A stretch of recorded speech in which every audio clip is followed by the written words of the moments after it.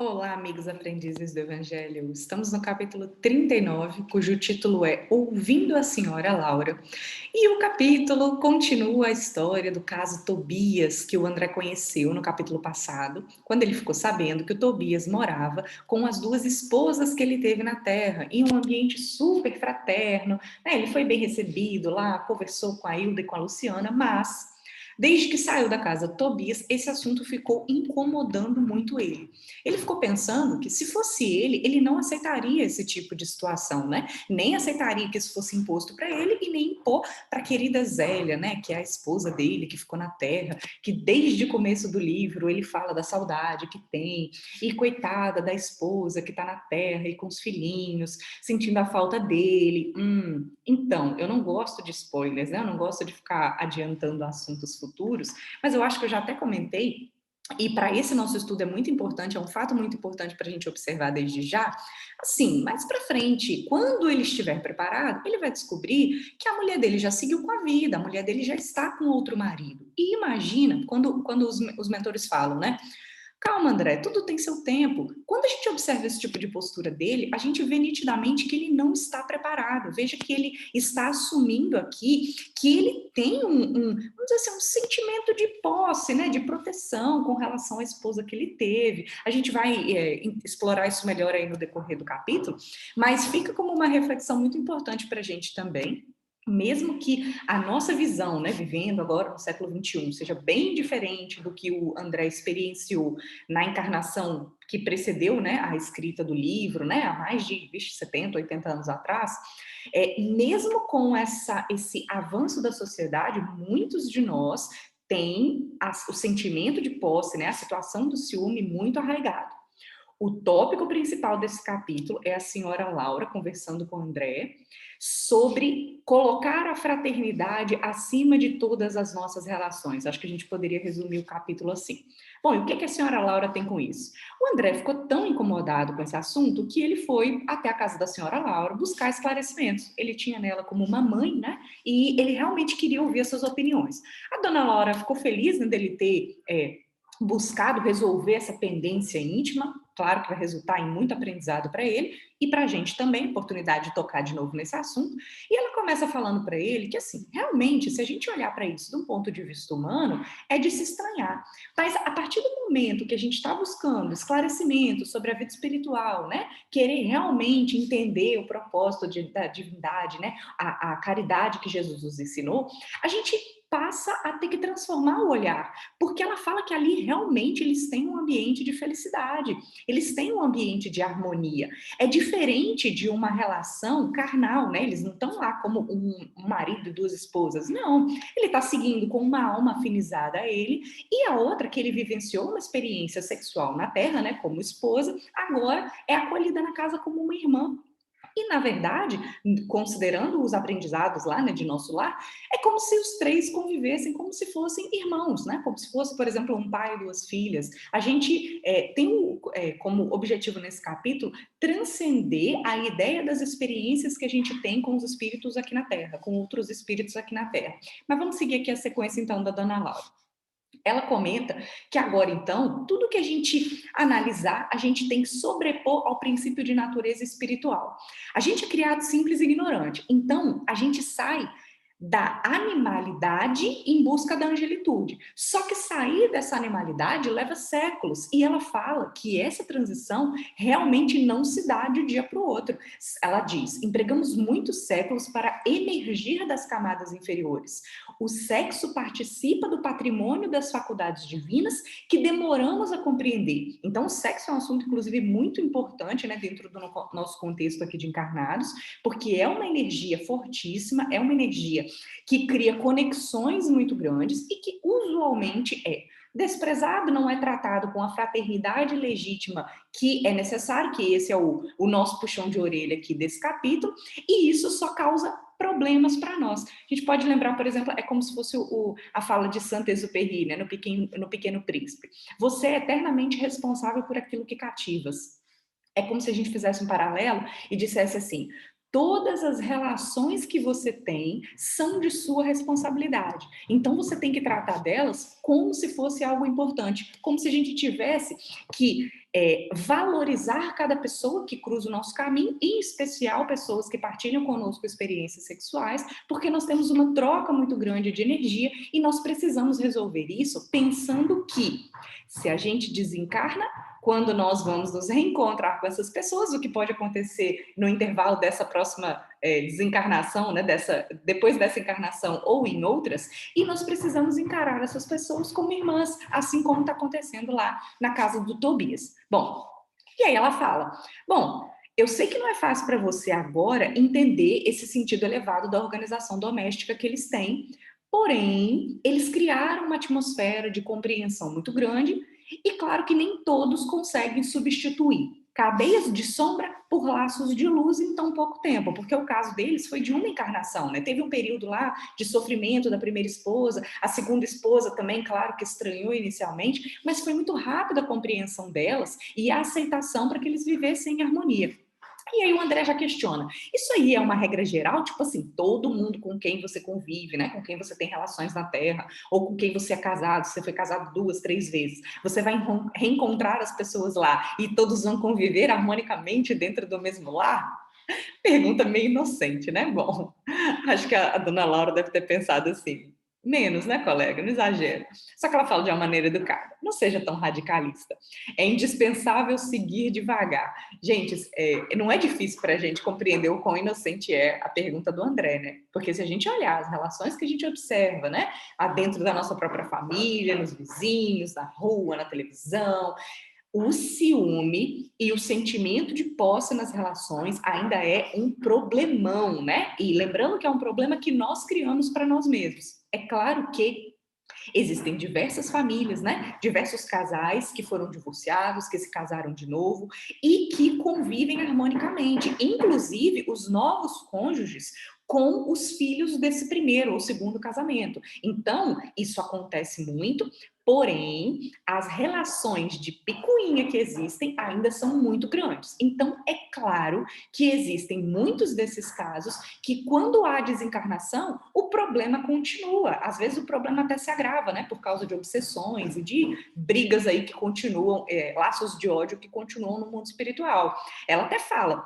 O caso Tobias é o caso da vitória da fraternidade real por parte dos três, por parte das três almas interessadas na aquisição de justo entendimento. Porque se eles não se adaptassem à lei da fraternidade e compreensão, eles não conseguiriam atravessar essas fronteiras, como ela diz, e é claro que eles não estariam lá morando na mesma casa. Porque como a gente já falou, né, nosso lar é tudo muito transparente. O sentimento, as vibrações das pessoas transparecem. Então, se houvesse algum tipo de mal, se houvesse algum tipo de desejo ruim para com o outro, né, no caso lá da família do Tobias, isso seria um descasamento vibratório e é claro que isso não ia dar certo os três morando juntos lá.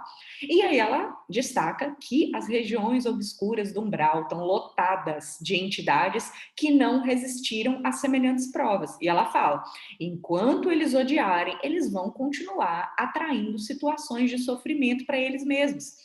Ela fala, são incontáveis as criaturas que padecem longos anos sem qualquer alívio espiritual, simplesmente porque se esquivam à fraternidade legítima. O que a gente está falando aqui de fraternidade legítima? Observar o outro como um irmão.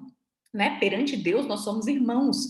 Além de marido e mulher, né? De mãe e filho, que a gente está falando especialmente hoje sobre os laços gerados por meio das relações afetivas que a gente tem, afetivas e sexuais com cônjuges, nós também temos laços de ciúme e de apego com filhos, né? Com filhos, com familiares. Tem gente que até mesmo com amizades, né? Se descontrola, não gosta que o amigo seja melhor amigo de outra pessoa. Enfim, isso são problemas aí da nossa alma, né? Problemas de ciúme. E ele pergunta, né? Tá, e o que acontece com essas pessoas que não conseguem entender essa fraternidade, ser recolhidas às colônias, ter, por exemplo, esse laço de perdão que houve com a família do Tobias? Ela fala, depois de sofrerem bastante, voltam para o ambiente terreno, né? Voltam a reencarnar, encontram-se com essas pessoas que elas mantêm relações de ódio para ver se dá um jeito na vida. Então, essas são Esses são alguns exemplos do tipo de reencarnação expiatória que a gente tem. Porque se a gente não vai pelo amor, a gente vai pela dor. E às vezes o que é a dor? Às vezes a dor é encontrar aquela pessoa que nós temos sentimentos antagônicos, né? A gente não gosta daquela pessoa, mas de alguma forma a reencarnação, até pela própria lei divina, nos atrai para que a gente conviva com essas pessoas e refaçam esses laços de amor. Ela até diz aqui: concede-lhes a bondade divina, o esquecimento do passado na organização física, ou seja, quando eles reencarnam, e vão receber nos laços da consanguinidade, então nem sempre vem como marido e mulher de novo, muitas vezes é como filho, como filha, como irmão, aqueles que tinham como adversários.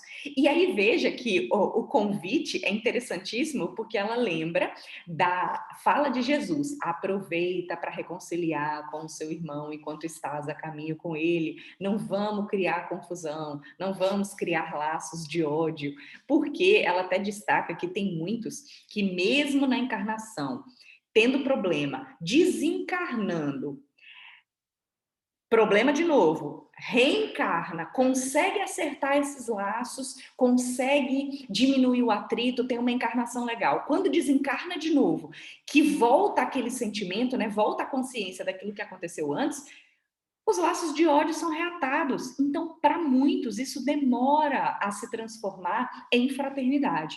Tá. Isso tudo colocado, né? Ela fala, destaca por fim aí o problema do perdão, porque o perdão profundo, o perdão verdadeiro, ele exige um sentimento muito diferenciado, não é só perdoar com palavras, é realmente necessário mover e remover, nas falas da dona Laura, pesados fardos de outras eras dentro de si mesmo, porque muitas vezes os elos de ódio, eles são meio que cultivados ao longo das reencarnações, além de serem resolvidos, né? Isso é horrível. Tá, aí depois de tudo que estavam conversando, a senhora Laura passou um pouquinho, pausou um pouquinho, né, para que eles meditassem nesse assunto, e o André voltou a falar, mas a experiência do casamento é muito sagrada aos meus olhos. Com essa frase, ele dá um quê de preconceito com o que ele estava vendo. Só que a dona Laura levou de boa e falou o seguinte: aos espíritos ainda em experiência animal, nossa conversação não interessa. Então, assim, a gente está falando aqui, inclusive, esse estudo, né? Para quem já está interessado na iluminação com Cristo, né? Em entender a experiência terrestre, as relações que a gente tem de uma maneira diferente. Aí é o que ela fala para ele. Para nós que compreendemos a necessidade de iluminação com o Cristo, é imprescindível destacar não só a experiência do casamento, mas toda a experiência de sexo por afetar profundamente a vida da alma. Ou seja, ele está muito preocupado com a instituição do casamento, ainda mais como se ele fosse um santo, né? E inclusive em capítulos posteriores aí vamos descobrir alguns problemas que ele causou, né, por causa do exercício sexual que ele escolheu ter na Terra, né, em alguns momentos. Então, assim, ele está muito preocupado com a instituição do casamento, desconsiderando as outras situações, desconsiderando as outras relações que se tem. E aí, nesse momento, ele ficou com vergonha, né? Ele lembrou a vida dele de homem comum, né? Ele fala que a esposa dele era para ele um objeto sagrado, que ele sobrepunha a todas as afeições. Mas e o resto? E as outras relações que ele teve? Nesse caso, o livro não deixa claro, né, se ele era necessariamente infiel durante o casamento, ou pelo menos eu não me lembro, mas a gente já sabe que ele teve complicações em decorrência da sífilis, que é uma DST. A gente vai conhecer em capítulos posteriores aí problemas que ele deixou por causa de relacionamentos que ele teve, como eu comentei. Então, nesse momento, ele percebeu assim: eu tô preocupado demais com a experiência da vida alheia, ao invés de olhar para mim mesmo e tentar modificar os sentimentos que eu tenho a respeito das outras pessoas. Esse é o resumo. A dona Laura, sem se preocupar, na verdade ela percebeu que tinha uma perturbação íntima acontecendo nele e ela só dá um arremate bem genérico assim.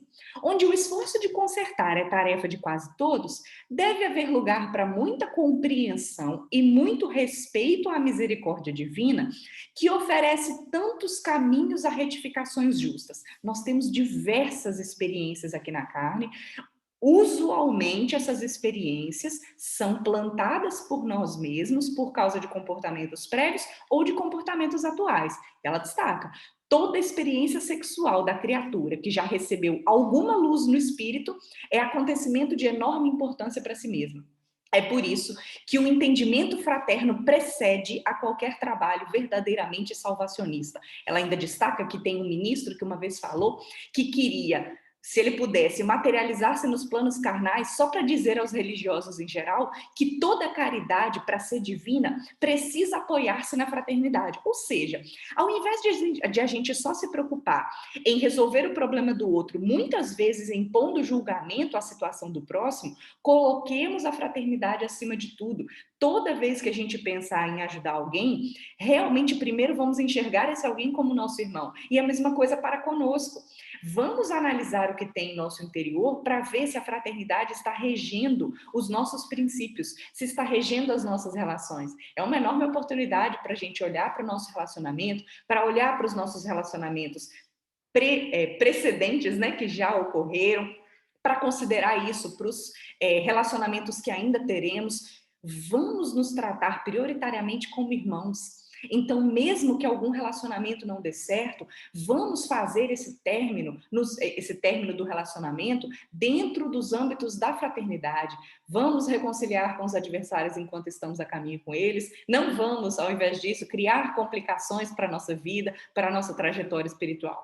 Vamos nos perdoar, vamos olhar uns aos outros como irmãos. Como irmãos, essa é o recado que a dona Laura deixa. Depois ela não quis mais continuar o assunto. Sugeriu para o André, ainda mais porque ele tinha um monte de coisa para pensar, sugeriu que visitassem a Heloísa, que é a neta dela, né, que estava se recuperando e tudo mais. E aí, para finalizar, ele deixa uma reflexão para a gente. Agora, eu não me preocupava mais com a situação de Tobias, nem as atitudes de Hilda e Luciana. Ou seja, deixou de preocupar com o caso da vida dos outros. Impressionava-me, sim, a imponente questão da fraternidade humana. Então fica aí uma reflexão para ele, e como já sabemos, essa reflexão vai ser importantíssima para mudar a visão que ele tem a respeito desses laços que fazemos aqui na carne e sobre a continuação espiritual desses laços por causa da própria família dele, pelo que ele vai encontrar pela frente. Nos encontramos no próximo capítulo com outras experiências do André. Um abraço.